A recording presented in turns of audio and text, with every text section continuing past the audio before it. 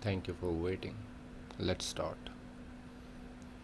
In the quiet hours of the morning, when the mist clings low to the earth and the sun is just beginning to remember its place in the sky, we find ourselves drawn to something ancient, something sacred, not of gods or myths, but of men, of struggle, of redemption, of the human condition.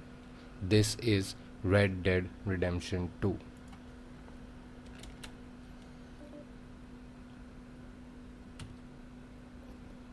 We live in a time when stories are told in many ways books, films, songs, but there is one form that speaks to both the spirit and the senses all at once: interactive media.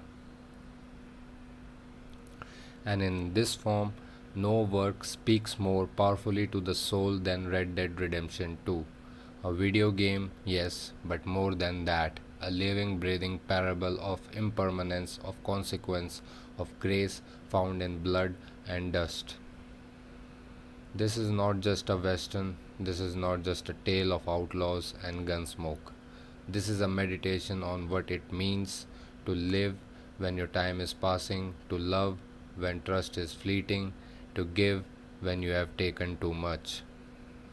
Arthur Morgan begins the story as a man shaped by violence, a soul wrapped in the armor of loyalty and fear, but as the days pass and the snow melts, we see him begin to feel the weight of every life he's touched, every cruelty, every mercy.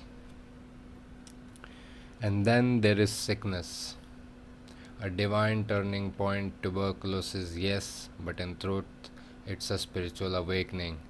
You see, Arthur is not dying, he is shedding, just like a snake. Not a literal snake, but a snake who sheds his skin and becomes anew. Peeling back the layers of ego, of greed, of the identity forged by Dutch Vanderlyn and the world that raised him. There is poetry in the way he begins to see beauty. In stillness, in kindness, he becomes a mirror, not just for us, the players, but for every character he touches.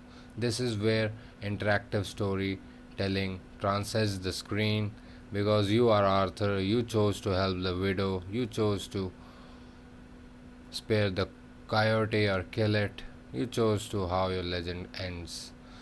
In those choices, Red Dead Redemption 2 becomes a deeply personal ritual, a confession booth, a final breath. And yet, ghosts are only those who have unfinished stories. Arthur's story finishes, not in victory, but in grace, not with riches, but with peace.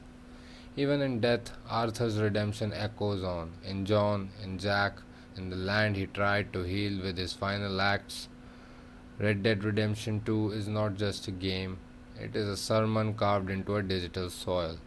A eulogy for a fading age, a reminder that we are all outlaws in our own way, riding toward a horizon we may never reach, but one that calls us all the same: forgiveness, freedom, finality.